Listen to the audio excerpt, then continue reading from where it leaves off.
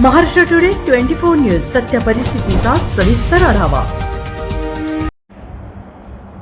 Police तपासात मयत महिला जिवंत असल्याची माहिती पोलीसही चक्रावले। काही दिवसांपूर्वी राजुरा धरणाच्या परिसरात एका स्त्री जातीचा मृतदेह आढळून आला होता। पोलीस तपासात तो मृतदेह मध्य प्रदेशातील बुरहानपूर जिल्ह्यातील शिवानी नावाच्या मुलीचा समजून तिच्या वडिलांना व भावाला पोलिसांनी अटक केली होती। पोलीस तपासात शिवानीच्या वडिलांनी व भावांनी स्वतः खुनाची कबुली दिली होती, पण तीच शिवानी नावाची मुलगी मी जिवंत असून बुरहानपूर जिल्ह्यातील स्थानिक पोलीस स्टेशनला हजर झाली।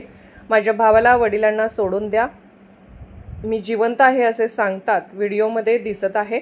इकडे शिवानीच्या भावाची वडिलांची रवानगी बुलढाणा जेलमध्ये करण्यात आली असून आता जळगाव पोलीसही चक्रावले असून राजुरा धरणाच्या परिसरात मृतदेह आढळून आल्यानंतर तपासाची चक्रे जलद गतीने फिरवून जळगाव पोलिसांनी ताबडतोब आरोपींना बेड्या ठोकल्या असून न्यायालयाने दोन्ही आरोपींना न्यायालयीन कोठडी सुनावली असून बुलढाणा कारागृहात त्यांची रवानगी करण्यात आली आहे। मात्र तो मृतदेह मध्य प्रदेशातील एका मुलीचा असून तिच्या वडिलांनी व भावांनी तिचा खून करून मध्य प्रदेश व महाराष्ट्राच्या सीमेलगत असलेल्या राजुरा धरणाच्या परिसरात ती डेड बॉडी फेकून दिल्याचे तपासात निष्पन्न झाले होते।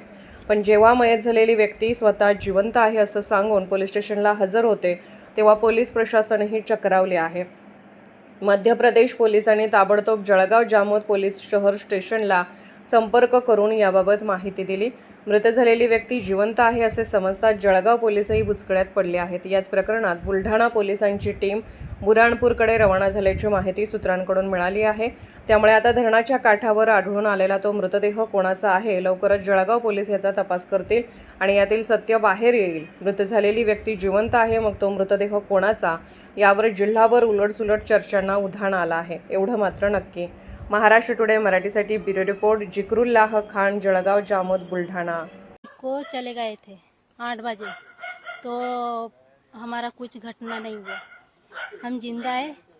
मेरा पिताजी ना मेरा भाई को छोड़ देना। जी, जलगांव जामोद में इस बालिका के संबंध में अपराध पंजीबद्ध है और वहाँ पर विधिवत इसकी सूचना दे दी गई है। जलगांव जामोद की पुलिस भी यहाँ पर आ रही है और जिस पर फिर फर्दर इन्वेस्टिगेशन किया जाएगा। वहाँ पे हत्या का प्रकरण दर्ज है। आरोपी में बालिका के पिता और भाई है, जिसके संबंध में अभी जलगांव जामोद पुलिस को भी सूचना दे दी गई है। हाँ, इसके संबंध में जानकारी वही दे पाएंगे, वो भी अभी आ रहे हैं और फिर इस प्रकरण में आगे के अनुसंधान किया जाएगा। आजच महाराष्ट्र टुडे 24 न्यूजला सबस्क्राइब करा आणि सत्य परिस्थितीचा सविस्तर आढावा पहा।